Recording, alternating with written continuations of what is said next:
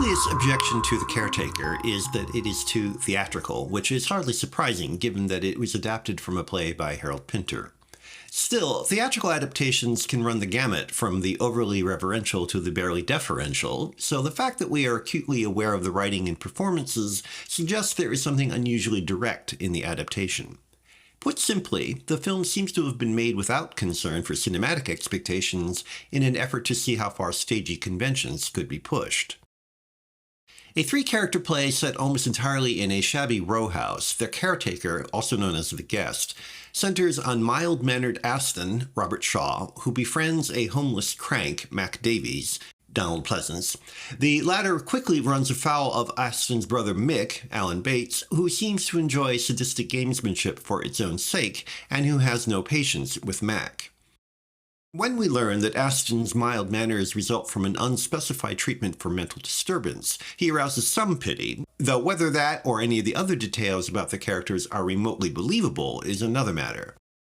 As if to convince of the real-world existence of the overwrought shouting, director Clive Donner mires the action in an all-too-recognizable kitchen sink mess that anyone would be justified trying to escape.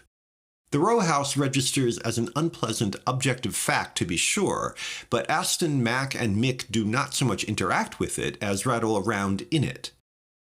The performances are so worked up that there is no way to react to them beyond their virtuosity. This is not bad acting, but it does involve a kind of self-conscious showiness of which only talented actors are capable. All three have proven elsewhere that they can shape their talents to cinematic contours, but here they seem to have been discouraged from doing so. Even Shaw's reticence turns understatement into a form of broadcast. Whatever developments there may be results from dialogue and shifts in behavior, with each character a set of mannered characteristics to be displayed with the subtlety of a passing parade. Their lightning-fast shifts are dazzling, but inexplicable to the point of abstract.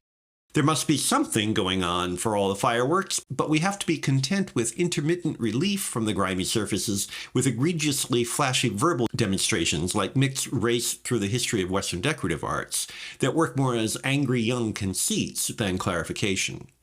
The Caretaker was probably made to preserve the actors' performances.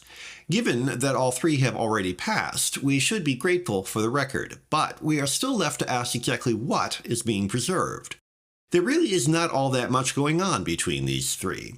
Presumably, it is the total experience of their mutual sniping that matters, but awareness of the totality also lays bare the thinness of the material.